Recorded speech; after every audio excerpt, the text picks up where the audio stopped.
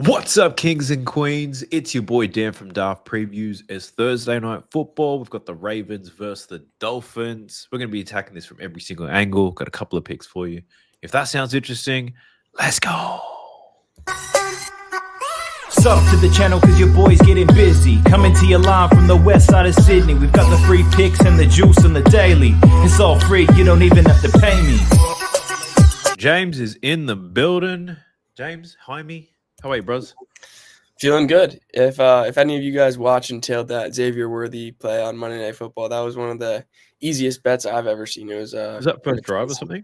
Yeah, 27-yarder on the third play of the game. So that was an easy cash there. Hopefully some of you guys tailed along. Hell yeah. I'm good. Let's go. I wanted to ask you, is Lamar Jackson playing this week? I don't want the comments full for the second week in a row saying Lamar's not even playing, you jackass. I know. He is supposed to play here. So he's been to full practice. He's gotten 3 of them in so far. So we can expect him to be in. Hopefully there's no last-minute switches here. But, I think we're rolling with the fact that Lamar will be out there. Let's go. Well, this is going to be a juicy game to bet on. We've got a 7.5-point spread. We've got a game total of 50.5. High-scoring affair seems likely. Which way are you leaning on this one in terms of the spread? Yeah, I'm kind of leaning towards Baltimore just because the Dolphins are just not trustworthy. They have a really good game, then they followed up with a stinker. They just lost to the Browns by 25 points 2 weeks ago. So this isn't a great football team, and I don't really trust Tua. So I lean towards the Ravens if I were to pick a side. But, hopefully that'll help us figure out game script and figure out some props. Yeah, I lean towards the Ravens absolutely pounding them too. But it is Thursday night football, and weird shit tends to happen. I wouldn't be surprised if the Dolphins do cover. But I'm not suggesting that it's a neutral game script. They could potentially come back when it doesn't matter and cover the spread, right? Yeah. But let's talk about these offenses first. Let's start with the Ravens. We've got Lamar Jackson, should be back. Hamstrings hopefully there. Do you have any thoughts on him and his performance today?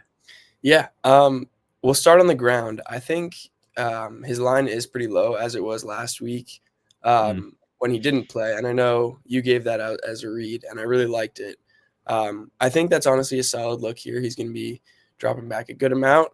And this Dolphins defense is terrible everywhere. So Ravens are going to be moving up and down the field. I think Lamar on the ground is a solid read. I don't have too many stats to back it up, but he's a great scrambler, and it's a must win from here on out for the Ravens. So they'll be going all out. Yeah, I'm not too sure about Lamar. If I was going to bet him, it would be his work on the ground. Because I do think the Ravens run the ball because I think they'll find some success with it anyway. So, if he does scramble, I think he does well. But the question is, does he? That's the question I have. I want to talk about Derrick Henry because that's the main play that I want to take. It just makes so much sense to me. Derrick Henry wasn't stellar last week. The Dolphins' run defense was better than you would expect it to be.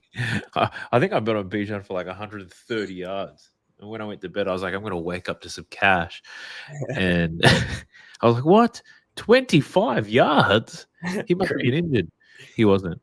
So, I think there's massive regression due for this Dolphins defense. And I think Derrick Henry makes it right and just runs all over them. You have any thoughts on Mr. Henry? Yeah, so this is also my favorite play on the board. Oh, let's go. 89.5 rush yards. I'll add some stats in here.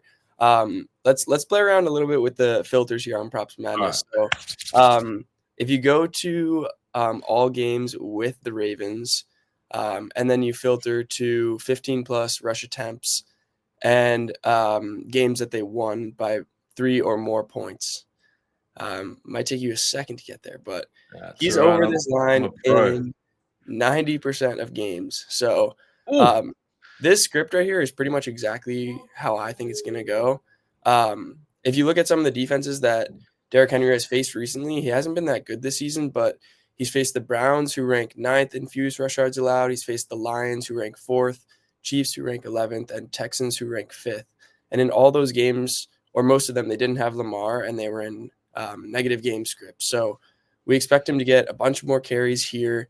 And also Miami ranks 27th in rush EPA, 28th in rush yards allowed, and 29th in yards per carry allowed. So smash spot for Derrick Henry. It feels square. It feels kind of obvious, but Yeah. I do think that this defense is due for some regression after last week, like you said. But yeah, if you look at some of these other running backs that have gone against them recently, Judkins 84, Vidal 124, Dowdle 206, Brees Hall 81, James Cook 108. So yeah, great matchup, great game script. We can expect 18 to 22 carries maybe from Derrick Henry here. They're going to lean on him, like we Yeah. said, win. So yeah, that's my favorite play. Oh, beautiful. We're done. We might as well just turn off the video now. Because that's what I was thinking too. Let's see if we can build something audacious. So we think Derrick Henry's going to get busy. Yeah. He's minus 240 to score a touchdown, so that's not overly exciting. 2+ is definitely in the range of outcomes, though. So 2+. yeah, I don't know what odds you can get on that, but yeah. What about an alternate line? I think if you're betting on his over, you might as well take 100, right? yeah, 100 you don't really get very good odds. You don't get anything. On that filter that we went through before, he was over 125 plus in 9 of 12 games. And for 125 plus, you can get plus 310. So, that's what I'm talking about. A lot of good value there. I'll probably be on that one as well. So, yeah. Facts. All right, I'm with you. I'm full hog for Henry. Hogs for Henry. What about these receiving yards? Yeah. So Zay Flowers is a good guy to start on. He's Lamar's primary target. I think this line is pretty fair. He was killing it earlier in the season with Lamar. So I think he'll have a good game. I didn't take any of his props, but my favorite Ravens receivers here are actually both of the tight ends. We'll start with Mark Andrews. He's had, he's been relatively quiet this season compared to what he's done over his career, but he's really good with Lamar, and this defense is terrible against tight ends. Last week, they allowed 9 catches and 59 yards to Kyle Pitts, 36 to Fannin, 68 to Gadsden, 65 to Mason Taylor, 66 to Kincaid, 76 to Warren. So they've been letting a lot of yards up to tight ends all season long. I honestly lean towards Likely. He's been really quiet this year. He started with an injury, and he hasn't gone over this line yet, but I really do think he's due for a regression and a good game.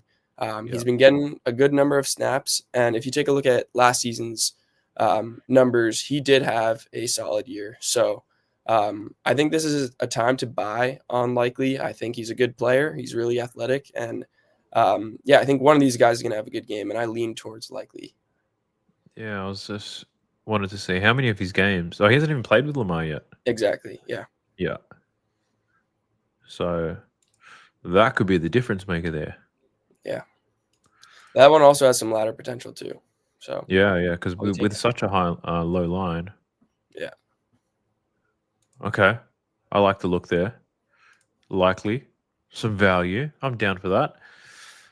All right, cool. So we've got Zay Flowers for the primary target, but I think the game script is probably the scary part. Exactly. Betting on him. Whereas these tight ends, probably not. Tight ends with the lower lines. I favor that in the game script just because they don't need as much volume to hit their yards. Yeah. So they could get it in the first half and you're out of there. So, yeah, that's why I lean towards the tight ends over the receivers in this game. The likely ladder. All right, I'm down. Let's talk about Tua. I think we got matching tattoos. Yeah, man, that's your brother out there. But yeah, I don't know. He's all over the place. You never know what you're gonna get. Is it actually him? Is it a coach thing? Is it an offensive line thing? I mean, offensive line is bad. I'll give that to him, but I also just don't think Tua is very good. I do think Mike McDaniel, their head coach, is a solid head coach. He's doing the best with what he's got here.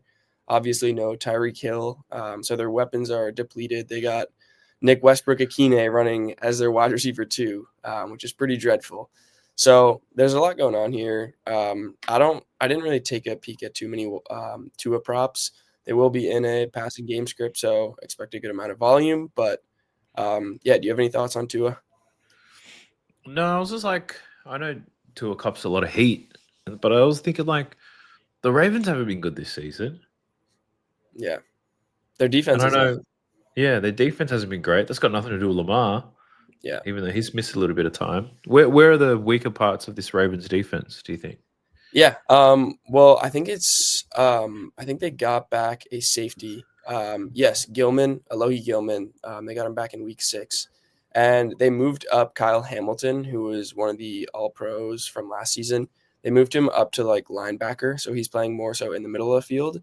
And I thought the Ravens defense looked a lot better last week against the Bears.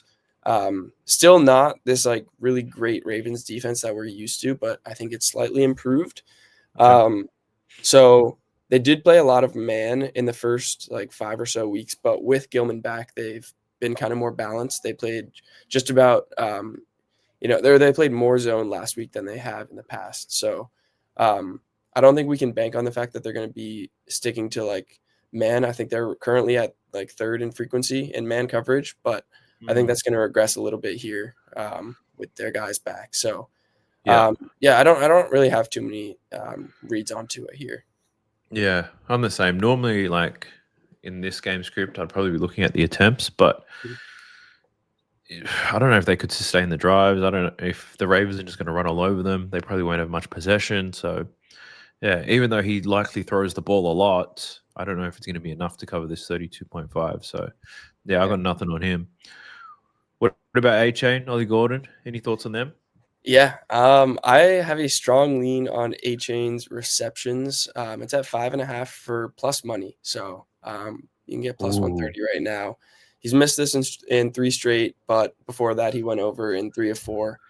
He's had games of 7 catches and 8 catches this season, so I think this is a good buy low spot. But as far as why I like it here, the game script obviously sets up perfect. We're going to see them passing a good amount in the second half.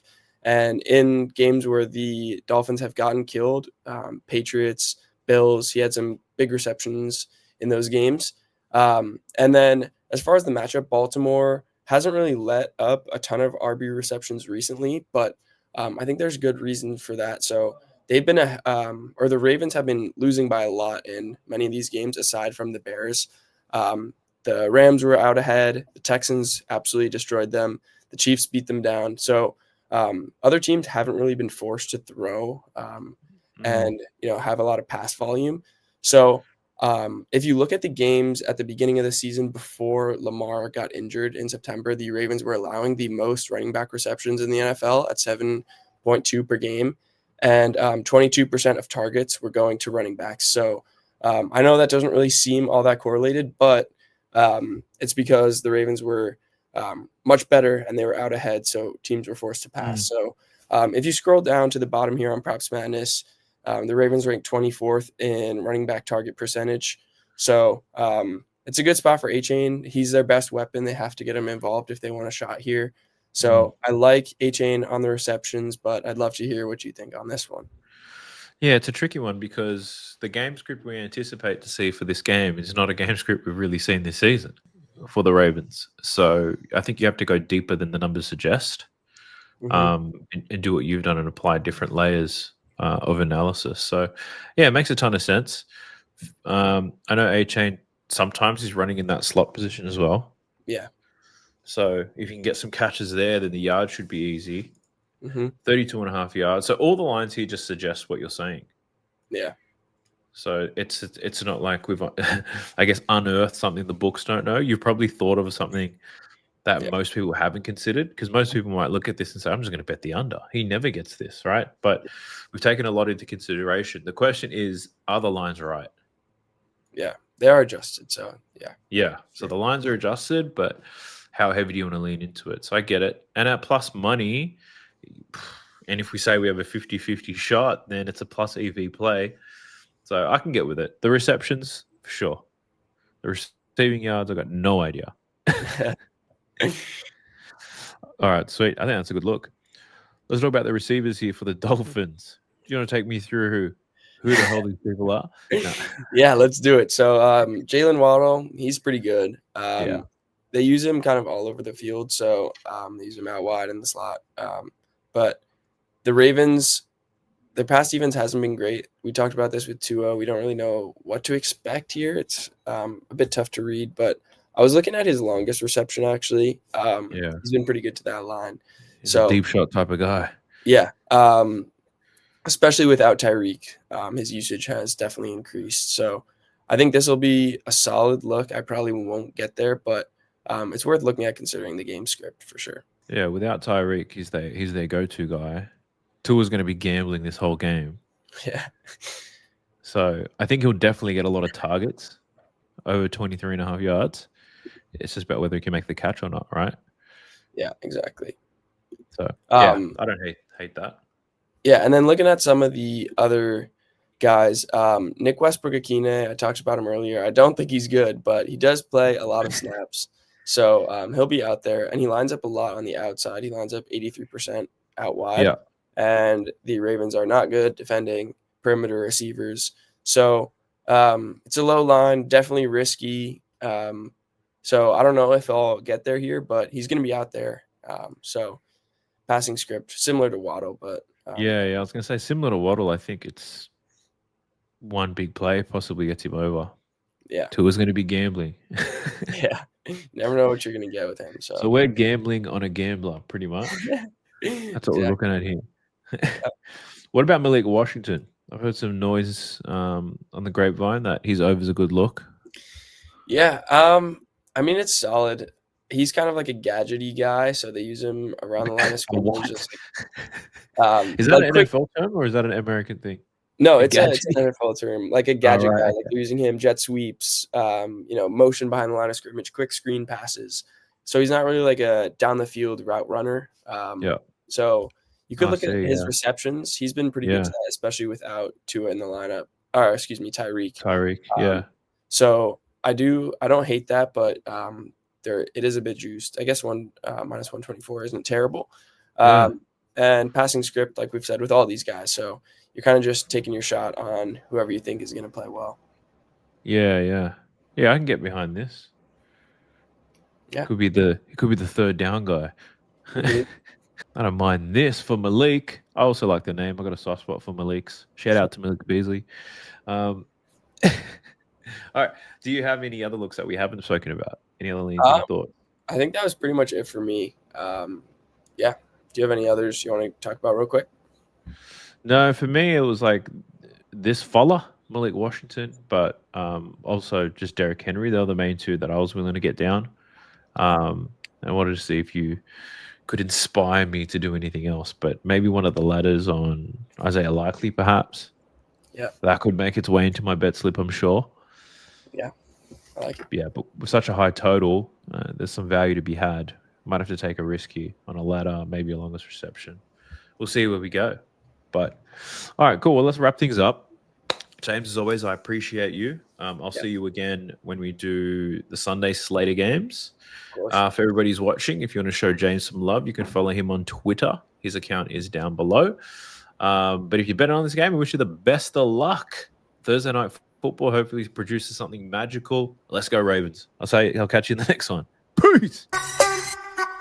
Sub to the channel cause your boy's getting busy. Coming to your line from the west side of Sydney. We've got the free picks and the juice on the daily. It's all free, you don't even have to pay me.